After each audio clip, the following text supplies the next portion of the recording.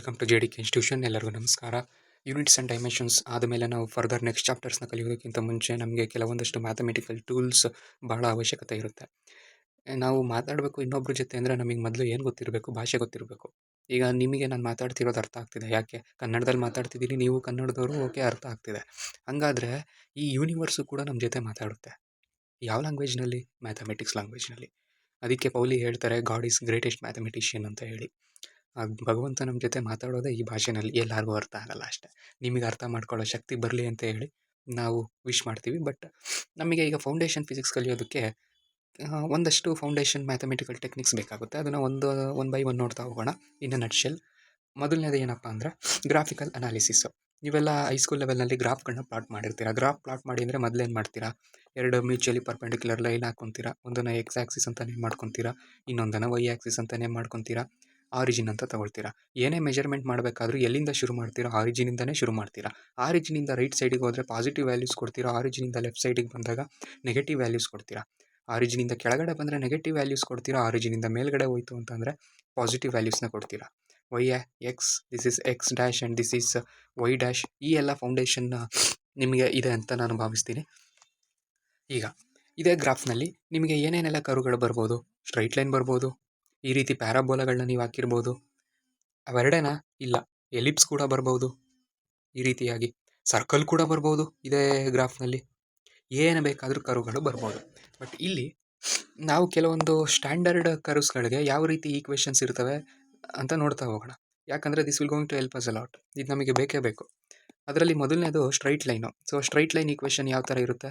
Straight ಲೈನ್ನ ಈಕ್ವೇಷನ್ನ standard form ಬಂದು y = mx + c ಅಂತ ಹೇಳಿ. ಒಂದು ಬೆಸ್ಟ್ ಎಕ್ಸಾಂಪಲ್, ಈಗ ನಾನು y = 3x ಅಂತ ಒಂದು ಈಕ್ವೇಷನ್ ಕೊಟ್ಟೆ ಅಂದರೆ ಇದನ್ನು ನೀವು ಗ್ರಾಫ್ನಲ್ಲಿ ಪ್ಲಾಟ್ ಮಾಡಬೇಕು. ಗ್ರಾಫ್ನಲ್ಲಿ ಪ್ಲಾಟ್ ಮಾಡಬೇಕಾದ್ರೆ ನೀವೇನು ಮಾಡ್ತೀರಾ? ಯೂಶಲಿ ಎಕ್ಸಿಗೆ ನೀವೇ ವ್ಯಾಲ್ಯೂ ಕೊಡ್ಕೊತೀರಾ. 0ನ 1ನ 2ನ ಏನೋ ಕೊಟ್ಕೊತೀರಾ.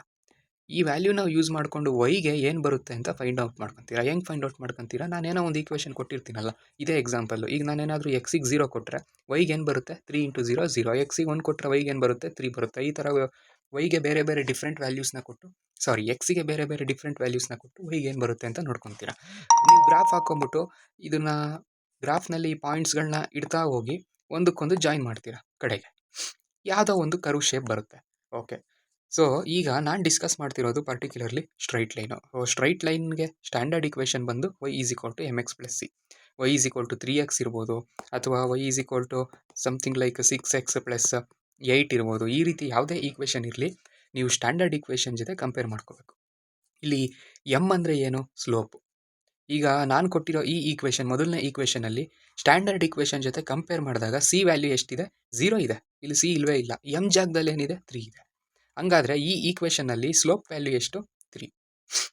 ಹಂಗಾದರೆ ಇಲ್ಲಿ ಸಿ ಅಂದರೆ ಏನು? ಈ ಸ್ಟ್ರೈಟ್ ಲೈನ್ ಹಾಕಿದಾಗ ಸಿ ಆರಿಜಿನ್ ಮೂಲಕನೇ ಹೋಗಬೇಕು ಅಂತ ಏನಿಲ್ಲ. ಈ ರೀತಿ ಅದು ವೈ ಆ್ಯಕ್ಸಿಸನ್ನು ಕಟ್ ಕೂಡ ಮಾಡ್ಬೋದು. ಒಂದು ಕಡೆ ಯಾವ ಪಾಯಿಂಟಲ್ಲಿ ಕಟ್ ಮಾಡುತ್ತೋ ಆ ವೈ ವ್ಯಾಲ್ಯೂ ಏನಿದೆ ಅದೇ ಸಿ. ಅದನ್ನು ನಾವು ಸಿನ ಏನಂತ ಹೇಳ್ತೀವಿ? ಇನ್ ಮ್ಯಾಥಮೆಟಿಕಲ್ ಲ್ಯಾಂಗ್ವೇಜ್ ವೈ ಇಂಟರ್ಸೆಪ್ಟ್ ಅಂತ ಕರಿತೀವಿ. ಓಕೆ, ಸೊ ಇದೇ ರೀತಿಯಾಗಿ ಬರೀ y = mx + c ಸರ್ ಈ ಥರ ಇದ್ದರೆ ಮಾತ್ರ ಸ್ಟ್ರೈಟ್ ಲೈನ್ ಬರುತ್ತಾ? ಇಲ್ಲ, ಯಾವುದೇ ಲೀನಿಯರ್ ಈಕ್ವೇಷನ್ ತೊಗೊಳ್ಳಿ. ಲೀನಿಯರ್ ಈಕ್ವೇಷನ್ ಅಂದರೆ ಅದ್ರ ಸ್ಟ್ಯಾಂಡರ್ಡ್ ಫಾರ್ಮ್ ಏನು? y ax + by + c = 0. y ಮೇಲೂ ಪವರ್ 1 ಇರಬೇಕು, ಎಕ್ಸ್ ಮೇಲೂ ಪವರ್ 1 ಇರಬೇಕು, ಬೇರೆ ಏನೂ ಇರಕೂಡ್ದು. 2 3 ಲೈಕ್ ದಟ್. ಈ ರೀತಿ ಸ್ಟ್ಯಾಂಡರ್ಡ್ ಈಕ್ವೇಷನ್ಸ್ನ ನಾವೇನಂತ ಹೇಳ್ತೀವಿ? ಲೀನಿಯರ್ ಈಕ್ವೇಷನ್ಸ್ ಅಂತ ಹೇಳ್ತೀವಿ. ಎಲ್ಲೇ ಲೀನಿಯರ್ ಈಕ್ವೇಷನ್ಸ್ ನೋಡಿ, ಆ ಲೀನಿಯರ್ ಈಕ್ವೇಷನ್ಸ್ನ ನೀವೇನಾದರೂ ಗ್ರಾಫ್ ಮೇಲೆ ಪ್ಲಾಟ್ ಮಾಡೋದಕ್ಕೆ ಹೋದರೆ ನಿಮಗೆ ಸಿಗೋದೇ ಸ್ಟ್ರೈಟ್ ಲೈನು. ಸೊ ಗ್ರಾಫಿಕಲ್ ಅನಾಲಿಸಿಸ್ನಲ್ಲಿ ನಮಗೆ ಇದು ತುಂಬಾ ಚೆನ್ನಾಗಿ ಗೊತ್ತಿರಬೇಕು. ಯಾಕಂದರೆ ನಾವು ಫರ್ದರ್ ನೆಕ್ಸ್ಟ್ ಚಾಪ್ಟರ್ಸ್ ಬಂದಾಗ ಎಕ್ಸಾಂಪಲ್ ಸ್ಪೀಡ್ ಬರುತ್ತೆ, ವೆಲಾಸಿಟಿ ಬರುತ್ತೆ, ಆಕ್ಸಿಲರೇಷನ್ ಬರುತ್ತೆ. ಇದನ್ನು ನಾವು ಗ್ರಾಫ್ನಲ್ಲಿ ವಿಜುವಲೈಸ್ ಮಾಡ್ತಾ ಹೋಗ್ತೀವಿ. ಈಗ ನೆಕ್ಸ್ಟ್ ಸ್ಟ್ಯಾಂಡರ್ಡ್ ಕರ್ವ್ ಯಾವುದಪ್ಪ ಅಂದರೆ ನಮಗೆ ಸಿಗೋವಂಥದ್ದು ಪ್ಯಾರಾಬೋಲಾ. ಒಂದು ಯು ಶೇಪ್ಡ್ ಕರ್ವ್. ಸಿಂಪಲಾಗಿ ನಿಮಗೆ ಹೇಳಬೇಕು ಅಂತಂದರೆ ಸ್ಟ್ಯಾಂಡರ್ಡ್ ಈಕ್ವೇಷನ್ ಯಾವ ಫಾರ್ಮಲ್ಲಿರುತ್ತೆ? y = some constant multiplied by x². X ಮೇಲೆ ಸ್ಕ್ವಯರ್ ಇರಬೇಕಾ sir? x = some constant multiplied by y² ತಗೊತೀನಿ. ಎಸ್, ಅಫ್ಕೋರ್ಸ್, ಅದು ಕೂಡ ಪ್ಯಾರಾಬೋಲನೇ ರೆಪ್ರೆಸೆಂಟ್ ಮಾಡುತ್ತೆ. ಈಗ ನಾನೇನು ಬರೆದಿದ್ದೀನಲ್ಲ, y = some constant multiplied by x², ಅದು ಯಾವ ಥರ ಪ್ಯಾರಾಬೋಲಾ? ವೈ ಆ್ಯಕ್ಸಿಸ್ಸಿಗೆ ಸಿಮಿಟ್ರಿಕ್ ಆಗಿರುತ್ತೆ. ಈ ರೀತಿ ನಾನು ಹಾಕಿರೋಂಥ ಶೇಪು. ಸೊ ಯೂಶ್ವಲಿ ನಾವು ನಮ್ಮ ಪ್ರಾಬ್ಲಮ್ಸ್ನಲ್ಲಿ ಅಥವಾ CET ಲೆವೆಲ್ನಲ್ಲಿ ಏನೇನು ಪ್ರಾಬ್ಲಮ್ಸ್ ಕೊಡ್ತಾರೆ ಅದನ್ನು ಕನ್ಸಿಡರೇಷನಿಗೆ ತಗೊಂಡಾಗ ತುಂಬ ಕಾಂಪ್ಲಿಕೇಟೆಡ್ ಆಗಿರೋಂಥ ಫಂಕ್ಷನ್ ಕೊಡೋದಿಲ್ಲ. It's bit easy. ಈ ಸ್ಟ್ಯಾಂಡರ್ಡ್ ಫಾರ್ಮ್ ನಿಮಗೆ ನೆನಪಿದ್ರೂ ಬೇಜಾನಾಯಿತು. ಇನ್ನೂ ಸಿಂಪಲಾಗಿ ಹೇಳಬೇಕು ಅಂದರೆ, ಯಾವ್ದ್ರ ತಲೆ ಮೇಲೆ ನಾವು ಸ್ಕ್ವಯರ್ ಕೊಟ್ಟಿರ್ತೀವೋ ಅದನ್ನು ಬಿಟ್ಟು, ಅಂದರೆ ಲೆಫ್ಟ್ ಹ್ಯಾಂಡ್ ಸೈಡಲ್ಲಿ ಏನು ನಾವು ವೇರಿಯೇಬಲ್ ತೊಗೊಂಡಿರ್ತೀವಲ್ಲ, ನಾವು ಹಾಕುವಂಥ ಪ್ಯಾರಾಬೋಲ ಅದಕ್ಕೆ ಸಿಮಿಟ್ರಿಕ್ ಆಗಿರುತ್ತೆ. ಇಲ್ಲಿ ವೈ ತಗೊಂಡಿದ್ದೀನಿ, ಎಕ್ಸ್ ತಗೊಂಡಿದ್ದೀನಿ. ಅಕಸ್ಮಾತ್ ನಾನು ಇಲ್ಲಿ ಎಕ್ಸ್ ತಗೊಂಡ್ಬಿಟ್ಟು ಇಲ್ಲಿ ಟಿ ತಗೊಂಡಿದ್ದೆ ಅಂತ ಇಟ್ಕೊಳ್ಳಿ. ಟಿ ಅಂದರೆ ಟೈಮು, ಎಕ್ಸ್ ಅಂದರೆ ಪೊಸಿಷನ್ ಅಂತ ಹೇಳ್ತೀವಿ. ಫರ್ದರ್ ನೆಕ್ಸ್ಟ್ ಚಾಪ್ಟರ್ಸ್ ಬಂದಾಗ ನಾವು ಅದನ್ನು ಡಿಸ್ಕಸ್ ಮಾಡೋಣ. ಈಗ ನಾನು x is equal to some constant multiplied by T square ಅಂತ ಕೊಡ್ತೀನಿ ಅಂತ ಇಟ್ಕೊಳ್ಳಿ. ಆಗ ಆ್ಯಕ್ಚುಲಿ ಸ್ಟ್ಯಾಂಡರ್ಡ್ ಇಕ್ವೇಷನ್ ಏನು ಬರಬೇಕು, ಸ್ಟ್ಯಾಂಡರ್ಡ್ ಕರ್ವ್ ಏನು ಬರಬೇಕು, ನಮಗೆ ಪ್ಲಾಟ್ ಮಾಡಿದಾಗ ಈ ರೀತಿ ಎಕ್ಸ್ ಆ್ಯಕ್ಸಿಸ್ಸಿಗೆ ಸಿಮಿಟ್ರಿಕ್ ಆಗಿ ಪ್ಯಾರಾಬೋಲಾ ಬರೀಬೇಕು. ಬಟ್ ಇಲ್ಲಿ ಟಿ ಅಂದರೆ ಏನು, ಟೈಮು. ಟೈಮ್ಗೆ ನಾವು ಯಾವತ್ತಾದ್ರೂ ನೆಗೆಟಿವ್ ವ್ಯಾಲ್ಯೂಸ್ ಕೊಡ್ತೀವಾ? ಇಲ್ಲ, ಕೊಡೋದಿಲ್ಲ. ಸೊ ಹಂಗಾಗಿ ಇಲ್ಲಿ ಈ ಪರ್ಟಿಕ್ಯುಲರ್ ಕರ್ವ್ನಲ್ಲಿ ಈ ಪೋರ್ಷನ್ ಇರೋದಿಲ್ಲ. ನಮಗೇನಿದ್ರು ಈ ಪಾಸಿಟಿವ್ ಪೋರ್ಷನ್ ಮಾತ್ರ ಇರುತ್ತೆ. ಸೊ ಈ ರೀತಿ ನೀವು ಒಂದು ಕರ್ವ್ನ ನೋಡ್ತಿದ್ದೀರಾ ಅಂದರೆ this also a part of parabola, right? So ಇದು ಕೂಡ ಪ್ಯಾರಾಬೋಲಿಕ್ ಇನ್ ನೇಚರ್. ಇನ್ನೂ ಇದೇ ರೀತಿ ಎಲ್ಲ ತುಂಬಾ ವಿಷಯಗಳಿದ್ದಾವೆ. ಗ್ರಾಫಿಕಲ್ ಅನಾಲಿಸಿಸ್ ಅಂತ ಬಂದಾಗ ನಮ್ಮ ಕೋರ್ಸನ್ನು ನೀವು ರಿಜಿಸ್ಟರ್ ಮಾಡ್ಕೊಳ್ಳಿ. So there we are going to discuss about lot of things. ಅದಾದಮೇಲೆ ನಮಗೆ ಬರುವಂತಹ ಇನ್ನೊಂದು important branch of mathematics, calculus. Okay, ಅದಕ್ಕೆ ಬರೋದಕ್ಕಿಂತ ಮುಂಚೆ ಇನ್ನೊಂದು ಇಂಪಾರ್ಟೆಂಟ್ ಈಕ್ವೇಷನ್ ಇದೆ. ಯಾವುದಪ್ಪ ಅಂದರೆ ಸರ್ಕಲ್ ಈಕ್ವೇಷನ್ ಹೇಗಿರುತ್ತೆ? ಸ್ಟ್ಯಾಂಡರ್ಡ್ ಈಕ್ವೇಷನ್ನು, ಸರ್ಕಲ್ನ ಸೆಂಟರ್ ನಾವು ನಮ್ಮ ಗ್ರಾಫಿನ ಆರಿಜಿನಲ್ಲಿ ಇತ್ತು ಅಂದರೆ ಅದರ standard equation x square plus y square is equal to r square. ಇಲ್ಲಿ ಆರ್ ಅಂದರೆ ಏನು? Radius of the circle. ಇದು ಸ್ಟ್ಯಾಂಡರ್ಡ್ ಈಕ್ವೇಷನ್. ಅದಾದಮೇಲೆ ಇದು ಒಂದು ಜಮಿಟ್ರಿಯಿಂದ ನಮಗೆ ಇನ್ನೂ ಭಾಳಷ್ಟು ವಿಷಯ ಗೊತ್ತಿರಬೇಕು. ಬಟ್ ಎಕ್ಸಾಮಿನೇಷನ್ ಫ್ರೇಮ್ವರ್ಕಿಗೆ ಫಿಟ್ ಆಗೋ ರೀತಿಯಲ್ಲಿ ಅಟ್ಲೀಸ್ಟ್ ಮಿನಿಮಮ್ ಏನು ಗೊತ್ತಿರಬೇಕು ಅದನ್ನು ನಾವಿಲ್ಲಿ ಡಿಸ್ಕಸ್ ಮಾಡ್ತಾ ಹೋಗ್ತೀವಿ. ಕ್ಯಾಲ್ಕುಲಸ್ ಅಂತ ಬಂದಾಗ 2 ಬ್ರಾಂಚಸ್ ಇದೆ. ಒಂದು ಡಿಫ್ರೆನ್ಷಿಯಲ್ ಕ್ಯಾಲ್ಕುಲಸ್ಸು, ಇನ್ನೊಂದು ಇಂಟಿಗ್ರಲ್ ಕ್ಯಾಲ್ಕುಲಸ್ಸು. ಸೊ ಇಲ್ಲಿ ಅದರ ಇನ್ನರ್ ಡೀಟೇಲ್ಸಿಗೆ ನಾವು ಹೋಗೋದಿಲ್ಲ. ಬಟ್ ಸಿಂಪಲ್ ಆಗಿ ಮೊದಲು ಡಿಫ್ರೆನ್ಸಿಯೇಷನ್ ಡಿಸ್ಕಸ್ ಮಾಡೋಣ. ಸ್ಟ್ಯಾಂಡರ್ಡ್ ಫಂಕ್ಷನ್ಸ್ನ ತಗೊತೀನಿ. ಅಕಸ್ಮಾತ್ ನಿಮಗೆ ಕೊಟ್ಟಿರೋಂಥ ಫಂಕ್ಷನ್ ಒಂದು ಆಲ್ಜಿಬ್ರೈಕ್ ಫಂಕ್ಷನ್ ಆಗಿದ್ದರೆ, x to the power of n ಫಾರ್ಮೆಟ್ನಲ್ಲಿದ್ದರೆ, ಬೆಸ್ಟ್ ಎಕ್ಸಾಂಪಲ್ಲು ಎಕ್ಸ್ ಸ್ಕ್ವಯರ್. ಸರಿ, ಇದನ್ನು ನಾನು ವಿತ್ ರೆಸ್ಪೆಕ್ಟ್ ಟು ಎಕ್ಸೇ ಡಿಫ್ರೆನ್ಷಿಯೇಟ್ ಮಾಡಬೇಕು. ಮಾಡಿದ್ರೆ ನನಗೆ ಆನ್ಸರ್ ಏನು ಬರುತ್ತೆ ನೋಡಿ. ಇಲ್ಲಿ ನಾವು ಒಂದು ಸ್ಟ್ಯಾಂಡರ್ಡ್ ಫಾರ್ಮುಲಾ ಕೊಟ್ಟಿದ್ದೀವಿ. X to the power n, x ಜಾಗದಲ್ಲಿ ಎಕ್ಸೇ ಇದೆ, ಎನ್ ಜಾಗದಲ್ಲಿ 2 ಇದೆ. ಹಿಂಗಿದ್ದಾಗ ನನಗೆ ಆನ್ಸರ್ ಏನು ಬರಬೇಕು? ಈ ಫಾರ್ಮೆಟ್ನಲ್ಲಿ ಬರಬೇಕು. ಎನ್ ಜಾಗದಲ್ಲಿ 2. So 2x power 2 minus 1 this should be equal to 2x. ಅಕಸ್ಮಾತ್ ನಾನೇನಾದರೂ ಎಕ್ಸ್ ಕ್ಯೂಬ್ ಕೊಟ್ಟೆ ನಿಮಗೆ ಫಂಕ್ಷನ್ ಅಂದರೆ ಇದನ್ನು ಡಿಫ್ರೆನ್ಷಿಯೇಟ್ ಮಾಡಿದಾಗ ನನಗೆ ಏನು ಆನ್ಸರ್ ಬರಬೇಕು? 3 into x to the power 3 minus 1 ಅಂದರೆ 3x ಸ್ಕ್ವಯರ್ ಬರಬೇಕು. ಅಂದರೆ ಪವರ್ ಏನಾದರೂ ಪಾಸಿಟಿವ್ ಆಗಿತ್ತು ಅಂದರೆ ಅದು ಸಿಂಪಲ್ ಆಗಿ ಇಲ್ಲಿಗೆ ಮಲ್ಟಿಪ್ಲೈ ಆಗ್ತಾ ಹೋಗುತ್ತೆ. ಅದಾದಮೇಲೆ ಅದ್ರ ವ್ಯಾಲ್ಯೂ ಡಿಕ್ರೀಸ್ ಆಗ್ತಾ ಹೋಗುತ್ತೆ. ನೋಡಿ, ಇಲ್ಲಿ 2 ಇತ್ತು, 2 ಇಲ್ಲಿಗೆ ಮಲ್ಟಿಪ್ಲೈ ಆಯಿತು, 1 ಆಯಿತು. ಇಲ್ಲಿ 3 ಇದೆ, 3 ಈ ಕಡೆಗೆ ಮಲ್ಟಿಪ್ಲೈ ಆಗುತ್ತೆ, ಇದು 2 ಆಯಿತು. ಅದೇ ನಾನೇನಾದರೂ 4 ಕೊಟ್ಟಿದ್ದೆ ಅಂದರೆ 4 ಈ ಕಡೆ ಮಲ್ಟಿಪ್ಲೈ ಆಗುತ್ತೆ, ಇಲ್ಲಿ 3 ಬರುತ್ತೆ. ಯಾವಾಗ? ಪವರ್ ಪಾಸಿಟಿವ್ ಇದ್ದಾಗ. ಪವರ್ ಏನಾದರೂ ನೆಗೆಟಿವ್ ಇತ್ತು ಅಂತಂದರೆ, ಅಂದರೆ ಈಗ ನಾನು 4 ಕೊಡೋ ಬದಲು -4 ಕೊಟ್ಟೆ ಅಂತ ಇಟ್ಕೊಳ್ಳಿ. ಅವಾಗ ಏನಾಗುತ್ತೆ? -4 ಮಲ್ಟಿಪ್ಲೈ ಆಗುತ್ತೆ, ಇಲ್ಲೇನೂ ತೊಂದರೆ ಇಲ್ಲ. ಬಟ್ ಇಲ್ಲಿ -5 ಆಗುತ್ತೆ. ನೆಗೆಟಿವ್ ಇತ್ತು ಅಂದರೆ ಜಾಸ್ತಿ ಆಗ್ತಾ ಹೋಗುತ್ತೆ, ಪಾಸಿಟಿವ್ ಇತ್ತು ಅಂದರೆ ಕಡಿಮೆ ಆಗ್ತಾ ಹೋಗುತ್ತೆ. ಸೊ ಇದು ಒಂದು ಸ್ಟ್ಯಾಂಡರ್ಡ್ ಫಂಕ್ಷನ್. ಅಕಸ್ಮಾತ್ ಈ ಫಂಕ್ಷನ್ ಪಕ್ಕ ನಾನೊಂದು ಕಾನ್ಸ್ಟೆಂಟ್ ಮಲ್ಟಿಪ್ಲೈ ಮಾಡಿಬಿಟ್ಟಿದ್ದೆ, 3x² ಕೊಟ್ಬಿಟ್ಟಿದ್ದೀನಿ. ಏನು ಮಾಡೋದು ಅವಾಗ? ತಲೆ ಕೆಡಿಸ್ಕೊಳ್ಳೋಂಥದ್ದೇನೂ ಇಲ್ಲ. 3ನ ದೂರ ಇಟ್ಬಿಡಿ. ಕಾನ್ಸ್ಟೆಂಟ್ಸ್ನ ನಾವು ಡಿಫ್ರೆನ್ಷಿಯೇಟ್ ಮಾಡಲ್ಲ. ನಿಮಗೆ ಏನು ವೇರಿಯೇಬಲ್ ಕೊಟ್ಟಿದ್ದಾರೆ ಎಕ್ಸ್ ಸ್ಕ್ವೈರು, ಅದನ್ನು ಮಾತ್ರ ನಾವು ಡಿಫ್ರೆನ್ಷಿಯೇಟ್ ಮಾಡ್ತಾ ಹೋಗ್ತೀವಿ. ಕಾನ್ಸ್ಟೆಂಟನ್ನು ದೂರ ಇಡಿ. ಅಕಸ್ಮಾತ್ ಬರೀ ಕಾನ್ಸ್ಟೆಂಟ್ ಕೊಟ್ಟರೆ, ಬರೀ 3 ಕೊಟ್ಬಿಟ್ಟ, what is the differentiation of 3? That's going to be 0. So ಈಗ differentiation of constant that always 0. ಅದಾದಮೇಲೆ 2 ರೂಲ್ ಬರುತ್ತೆ ಇಂಪಾರ್ಟೆಂಟಾಗಿ ನಾವು ನೆನ್ಪಿಟ್ಕೋಬೇಕಾಗಿರೋಂಥದ್ದು. ಯಾವುದಪ್ಪ ಅಂದರೆ ಇದನ್ನು ಪ್ರಾಡಕ್ಟ್ ರೂಲ್ ಅಂತ ಹೇಳ್ತೀವಿ. ಏನು ಪ್ರಾಡಕ್ಟ್ ರೂಲ್ ಅಂದರೆ, ಒಂದೇ ಫಂಕ್ಷನ್ ಕೊಟ್ಟರೆ ಓಕೆ, 2 ಫಂಕ್ಷನ್ನ ಮಲ್ಟಿಪ್ಲೈ ಮಾಡಿಕೊಟ್ಬಿಟ್ರೆ, ಬೆಸ್ಟ್ ಎಕ್ಸಾಂಪಲ್ಲು ಎಕ್ಸ್ ಸ್ಕ್ವಯರ್ ಜೊತೆಲಿ ಇನ್ನೊಂದು ಯಾವುದೋ ಒಂದು ಇ ಪವರ್ ಎಕ್ಸ್ ಅಂತ ಮಲ್ಟಿಪ್ಲೈ ಮಾಡಿಕೊಟ್ಬಿಡ್ತಾನೆ. ಏನು ಮಾಡೋದು ಅವಾಗ ಏನು ಮಾಡೋದು? This is the rule that we are going to use. ಮೊದಲೇನು ಮಾಡಿ, ಫಸ್ಟ್ ಫಂಕ್ಷನ್ನ ಹಂಗೆ ಇಡಿ, ಸೆಕೆಂಡ್ ಫಂಕ್ಷನ್ನ ಡಿಫ್ರೆನ್ಷಿಯೇಟ್ ಮಾಡಿ. ಅದಾದಮೇಲೆ ಸೆಕೆಂಡ್ ಒನ್ನ ಬಿಟ್ಬಿಡ್ತೀರಾ? ಇಲ್ಲ, ಅದಕ್ಕೂ ಕಾಯಿಸ್ಬೇಕು ಬಜ್ಜಿ. Plus differentiation of second function into first function. So the product rule says first function into differentiation of second function plus differentiation of second function into first function. ಅದಾದಮೇಲೆ ನಮಗೆ ಬರುವಂಥದ್ದು ಇನ್ನೊಂದು ರೂಲು, ಇದನ್ನು ಕೋಶೆಂಟ್ ರೂಲ್ ಅಂತ ನಾವು ಕರಿತೀವಿ. So ಏನಿದು quotient rule? ಅಕಸ್ಮಾತ್ 2 ಫಂಕ್ಷನ್ನ ಮಲ್ಟಿಪ್ಲೈ ಮಾಡಿ ಕೊಡೋ ಬದಲು ಒಂದರಿಂದ ಒಂದು ಡಿವೈಡ್ ಮಾಡಿಕೊಟ್ಬಿಟ್ಟ. ಈಗ X square into E power x ಅಂತ ಬರ್ದಿದ್ದೀನಿ ನಾನಿಲ್ಲಿ. ಇ ಪವರ್ ಎಕ್ಸ್ ಏನದು? Exponential function. X square divided by E power x ಅಂತ ಕೊಟ್ಬಿಟ್ಟಿದ್ರೆ ಏನು ಮಾಡೋದಪ್ಪ ಅವಾಗ? ಈ ರೂಲ್ನ ನಾವು ಯೂಸ್ ಮಾಡ್ತೀವಿ. ಮೊದಲೇನು ಮಾಡಿ, ಡಿನಾಮಿನೇಟ್ರನ್ನ ಸ್ಕ್ವಯರ್ ಮಾಡಿ ಅದ್ರ ತಲೆಗೊಂಡು 2 ಅನ್ನೋ ಟೋಪಿ ಹಾಕ್ಬಿಟ್ಟು ಕೆಳಗೆ ನಿಲ್ಲಿಸ್ಬಿಡಿ. ಈಗ ನ್ಯೂಮರೇಟ್ರಿಗೆ ಬನ್ನಿ. ಮೊದಲು ನ್ಯೂಮರೇಟರ್ ಡಿಫ್ರೆನ್ಷಿಯೇಟ್ ಮಾಡಬೇಕು. Denominator into differentiation of numerator minus numerator into differentiation of denominator. Product ರೂಲ್ಗೂ ಕೋಶೆಂಟ್ ರೂಲ್ಗೂ ಏನು ವ್ಯತ್ಯಾಸ? ಒಂದು ಕೋಶೆಂಟ್ ರೂಲ್ನಲ್ಲಿ ಒಂದು ಡಿನಾಮಿನೇಟರ್ ಬಂದಿರುತ್ತೆ, ಮತ್ತು ಇನ್ನೊಂದು ಡಿಫ್ರೆನ್ಷಿಯೇಟ್ ಮಾಡಬೇಕಾದ್ರೆ ಆಲ್ಮೋಸ್ಟ್ ನೋಡಿ ಒಂದೇ ರೀತಿ ಕಾಣುತ್ತೆ. ಇದು ಹೆಂಗೆ? First function into differentiation of second function. ಮೊದಲು ಸೆಕೆಂಡ್ ಫಂಕ್ಷನ್ನ ಡಿಫ್ರೆನ್ಷಿಯೇಟ್ ಮಾಡ್ತೀವಿ. ಇಲ್ಲಿ ಮೊದಲು ನ್ಯೂಮರೇಟರ್ನ ಡಿಫ್ರೆನ್ಷಿಯೇಟ್ ಮಾಡ್ತೀವಿ. ಮೇಲಿರೋದನ್ನ ಮೊದಲು ಡಿಫ್ರೆನ್ಷಿಯೇಟ್ ಮಾಡ್ತೀವಿ, ಕೆಳಗಿರೋದನ್ನ ಆಮೇಲೆ ಡಿಫ್ರೆನ್ಷಿಯೇಟ್ ಮಾಡ್ಕೊತೀವಿ. ಮಧ್ಯದಲ್ಲಿ ಮೈನಸ್ ಸೈನ್ ಬರುತ್ತೆ. ಇದು ಕೋಶೆಂಟ್ ರೂಲು, ಗೊತ್ತಿರಬೇಕು ಈ ರೂಲು ನಿಮಗೆ ಚೆನ್ನಾಗಿ. ಅದಾದಮೇಲೆ ಸ್ಟ್ಯಾಂಡರ್ಡ್ ಡಿಫ್ರೆನ್ಸಿಯೇಷನ್ಸ್ ಇದ್ದಾವೆ. ಫಾರ್ ಎಕ್ಸಾಂಪಲ್ e⁻x ನಾನೇನಾದರೂ ಡಿಫ್ರೆನ್ಸಿಯೇಷನ್ ಮಾಡ್ತು ಅಂತಂದರೆ ನನಗೇನು ಸಿಗುತ್ತೆ? e⁻x ವಾಪಸ್ ಸಿಗುತ್ತೆ. ಅದೇ ನಾನೇನಾದರೂ sin x ಡಿಫ್ರೆನ್ಷಿಯೇಟ್ ಮಾಡಿದ್ರೆ ನನಗೇನು ಸಿಗುತ್ತೆ? sin x ಡಿಫ್ರೆನ್ಷಿಯೇಟ್ ಮಾಡಿದ್ರೆ ನನಗೆ cos x ಸಿಗುತ್ತೆ. ಅದೇ ಅಕಸ್ಮಾತ್ ನಾನೇನಾದರೂ cos x ಡಿಫ್ರೆನ್ಷಿಯೇಟ್ ಮಾಡಿದ್ರೆ ನನಗೇನು ಸಿಗುತ್ತೆ? sin x ವಾಪಸ್ ಸಿಗುತ್ತೆ. ಓಕೆ, ಸೊ ಈ ರೀತಿ ಇನ್ನೂ ಹಲವಾರು ಸ್ಟ್ಯಾಂಡರ್ಡ್ ಡಿಫ್ರೆನ್ಸಿಯೇಷನ್ಸ್ ಇದ್ದಾವೆ. ಈ ಮ್ಯಾಥಮೆಟಿಕಲ್ ಟೆಕ್ನಿಕ್ಸ್ ಮೇಲೆ ನಮಗೆ ಹೋಲ್ಡ್ ಬೇಕೇ ಬೇಕು. ಇದಿಲ್ಲ ಅಂದರೆ ಫರ್ದರ್ ಚಾಪ್ಟರ್ಸ್ನ ಕಲಿಯೋದು ಕಷ್ಟ ಆಗುತ್ತೆ. ಸೊ ನೀವು ಕಾಂಪಿಟೇಟಿವ್ ಎಕ್ಸಾಮ್ಗೆ ಪ್ರಿಪೇರ್ ಆಗ್ತಿದ್ದೀರಾ, ಫಿಸಿಕ್ಸ್ ಕಾಂಪಿಟೇಟಿವ್ ಎಕ್ಸಾಮ್ಸ್ಗೆ ಅಂದರೆ ನೀವು ಮೊದಲು ವರ್ಕೌಟ್ ಮಾಡಬೇಕಾಗಿರೋವಂಥ ಇಂಪಾರ್ಟೆಂಟ್ ವಿಷಯನೇ ಈ ಮ್ಯಾಥಮೆಟಿಕಲ್ ಟೂಲ್ಸ್ ಗೊತ್ತಿಲ್ಲ ಕೆಟ್ರಿ ಅಂತಲೇ ಲೆಕ್ಕ. ಅದಾದಮೇಲೆ ಬರೋದೇ ಇಂಟಿಗ್ರೇಷನ್.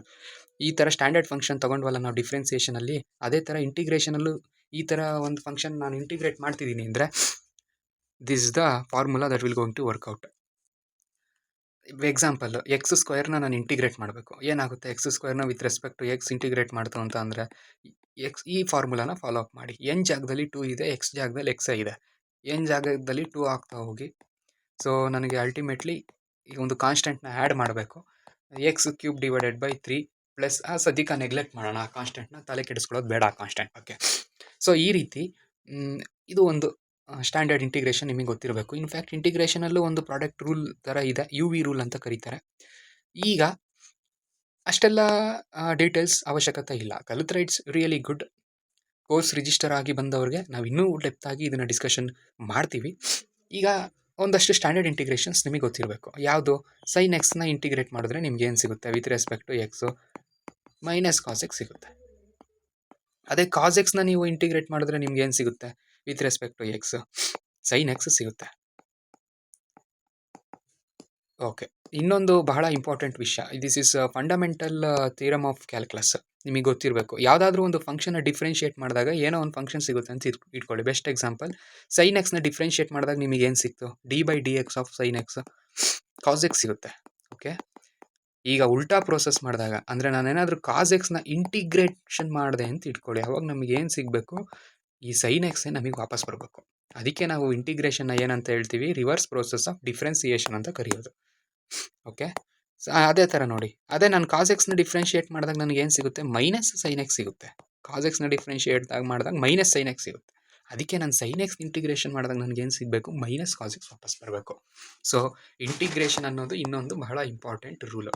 ಸೊ ಡಿಫ್ರೆನ್ಸಿಯೇಷನ್ ಇಂಟಿಗ್ರೇಷನ್ ಮಾಡಬೇಕಾದ್ರೆ ನಾನಿಲ್ಲಿ 2 ವೇರಿಯೇಬಲ್ ಬಗ್ಗೆ ಮಾತಾಡಬೇಕು. ಒಂದು ಇಂಡಿಪೆಂಡೆಂಟ್ ವೇರಿಯೇಬಲ್ಲು, ಇನ್ನೊಂದು dependent variable.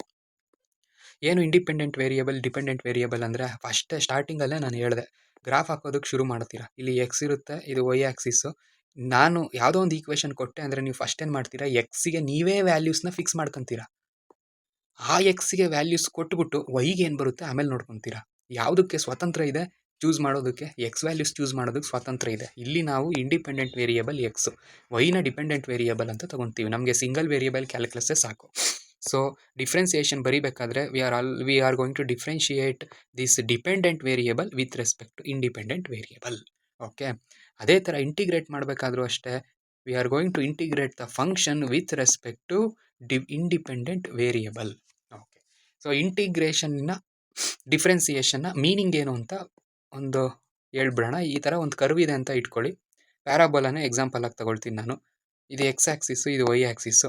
So parabola equation ಏನಂತ ಹೇಳಿದೆ ಆವಾಗಲೇ? y = some constant multiplied by x² ಅಂತ ನಾನು ಹೇಳಿದ್ದೀನಿ. ಈ ಪಾಯಿಂಟಲ್ಲಿ ಈಗ ನನಗೆ ಸ್ಲೋಪ್ ಕಂಡುಹಿಡಿಬೇಕು.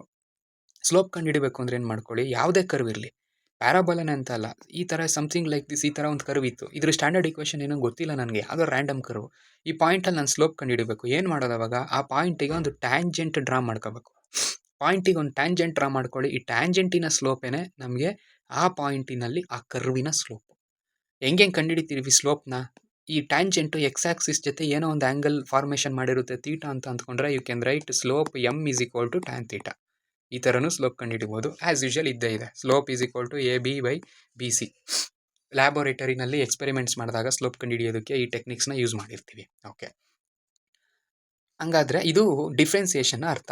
ಏನಪ್ಪ ಅಂದರೆ, ಯಾವುದೋ ಒಂದು ಈಕ್ವೇಷನ್ ಕೊಟ್ಟಿರ್ತೀನಿ, y is equal to k square. ಇದನ್ನು with respect to x differentiate ಮಾಡಿದೆ ಅಂತ ಇಟ್ಕೊಳ್ಳಿ. ನಮ್ಗೆ ಏನು ಸಿಗುತ್ತೆ? D y by d x. ನಾನು ಸಿಂಪಲ್ ಆಗಿ ವೈ ಡ್ಯಾಶ್ ಅಂತ ಬರಿತೀನಿ, which is equal to 2k into x ಸಿಗುತ್ತೆ ನಮಗೆ. ನೋಡಿ, ಕೆ ಕಾನ್ಸ್ಟೆಂಟ್ ನಾನು ಡಿಫ್ರೆನ್ಷಿಯೇಟ್ ಮಾಡಿಲ್ಲ, ಹಂಗೆ ಇಟ್ಟಿದ್ದೀನಿ. ಎಕ್ಸ್ ಸ್ಕ್ವಯರ್ ಯಾವ ಫಾರ್ಮಲ್ಲಿದೆ? ಎಕ್ಸ್ ಪವರ್ ಎನ್ ಫಾರ್ಮೆಟಲ್ಲಿದೆ. ಡಿಫ್ರೆನ್ಷಿಯೇಟ್ ಮಾಡಿದಾಗ ನನಗೇನು ಸಿಗಬೇಕು? ಎನ್ ಅಂದರೆ 2 into X power 2 minus 1, 2x ಸಿಗಬೇಕು. Y dash is equal to 2kx ಅಂತ ಸಿಗುತ್ತೆ. ಅಂದರೆ ಯಾವುದೇ ಪಾಯಿಂಟ್ನಲ್ಲಿ ಎಕ್ಸ್ ಈಸ್ ಈಕ್ವಲ್ ಟು 0, 1, 2, 3 ಯಾವುದೇ ಪಾಯಿಂಟ್ನಲ್ಲಿ ನಿಮಗೆ ಸ್ಲೋಪ್ ಕಂಡುಹಿಡಬೇಕು ಅಂದರೆ ಏನು ಮಾಡಬೇಕು? ಆ ಫಂಕ್ಷನ್ನ ಡಿಫ್ರೆನ್ಷಿಯೇಟ್ ಮಾಡಬೇಕು. ಯಾವ ಪಾಯಿಂಟಲ್ಲಿ ನಿಮಗೆ ಸ್ಲೋಪ್ ಬೇಕೋ ಆ ಪಾಯಿಂಟ್ನ ಸಬ್ಸ್ಟಿಟ್ಯೂಟ್ ಮಾಡ್ಕೋಬೇಕು. ಡಿಫ್ರೆನ್ಸಿಯೇಷನ್ ನಿಮ್ಗೆ ಏನು ಕೊಡುತ್ತೆ? ಸಿಂಪಲ್ ಆಗಿ ಸ್ಲೋಪ್ನ ಕೊಡುತ್ತೆ. ಹಂಗಾದರೆ ಇಂಟಿಗ್ರೇಷನ್ ಏನು ಕೊಡುತ್ತೆ ಸರ್ ನಮಗೆ? ಯಾವುದೋ ಒಂದು ಫಂಕ್ಷನ್ನ ಎಫ್ ಆಫ್ ಎಕ್ಸ್ ಅಥವಾ ವೈನ with respect to x integrate ಮಾಡಿದ್ದೀರಾ ಅಂತ ಇಟ್ಕೊಳ್ಳಿ. ಎಕ್ಸಾಂಪಲ್, ಈ ಥರ ಒಂದು ಕರ್ವ್ ಇದೆ ನನ್ನ ಹತ್ರ, ಇದನ್ನು ಇಂಟಿಗ್ರೇಟ್ ಮಾಡಿದ್ದೀರಾ. ಎಲ್ಲಿಂದ ಎಲ್ಲಿಗೆ?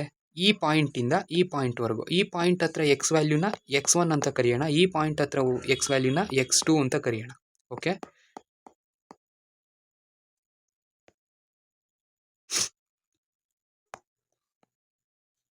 ಈ ಪಾಯಿಂಟ್ ಹತ್ರ x2, ಈ ಪಾಯಿಂಟ್ ಹತ್ರ x1. ಓಕೆ, ಇಲ್ಲಿಂದ ಇಲ್ಲಿವರೆಗೂ ನೀವೊಂದು ಫಂಕ್ಷನ್ನ ಇಂಟಿಗ್ರೇಟ್ ಮಾಡಿದ್ದೀರಾ ಅಂದರೆ ಆ ಇಂಟಿಗ್ರೇಷನ್ ನನಗೆ ಏನು ಕೊಡುತ್ತೆ? ಸಿಂಪಲ್ ಆಗಿ ಏರಿಯಾ ಅಂಡರ್ ದ ಕರ್ವ್. ಈ ಕರ್ವ್ನ ಕೆಳಗಡೆ ಎಷ್ಟು ಏರಿಯಾ ಇದೆ ಅದು ನಿಮಗೆ ಸಿಕ್ಕೋಗುತ್ತೆ. ಸೊ ಇದನ್ನೇ ನಾವು ಇಂಟಿಗ್ರೇಷನಿನ ಬೇಸಿಕ್ ಐಡಿಯಾ. ಅಕಸ್ಮಾತ್ ನಾನು ಕೊಟ್ಟಿರೋ ಗ್ರಾಫಲ್ಲಿ ನಿಮ್ಗೇನಾದರೂ ಸಿಂಪಲ್ ಆಗಿ ಒಂದು ಟ್ರಯಾಂಗಲ್ ಇತ್ತು ಅಂತ ಇಟ್ಕೊಳ್ಳಿ, something like this. Okay, so area under this triangle ನಾನು ಕಂಡುಹಿಡಿಯೋದು ಹೇಗೆ? ಭಾಳ easy. You just know the area formula for triangle, that is half into base into height. ಇಷ್ಟೇ. ಸೊ ಇದನ್ನು ಇಂಟಿಗ್ರೇಷನ್ ಮೂಲಕನೂ ನಾವು ಕಂಡುಹಿಡಿಬೋದು. ಓಕೆ, ಸೊ ಇದು ಇಂಟಿಗ್ರೇಷನಿನ ಒಂದು ಮೀನಿಂಗ್. ಇದಾದಮೇಲೆ ನಮಗೆ ಕವರ್ ಆಗುವಂಥ ಇನ್ನೊಂದು ಇಂಪಾರ್ಟೆಂಟ್ ಮ್ಯಾಥಮೆಟಿಕಲ್ ಟೂಲ್ ಬಂದು ವೆಕ್ಟರ್ಸ್. ಸೊ ಈ ವೆಕ್ಟರ್ಸ್ ಬಗ್ಗೆ ನಾನು ಮೋಷನ್ ಇನ್ ಎ ಪ್ಲೇನ್ ಚಾಪ್ಟರ್ಗಿನ್ನ ಮುಂಚಿತವಾಗಿ ತಗೊಳ್ತೀನಿ. Let's look at vectors at that time. Fine. Thank you one and all.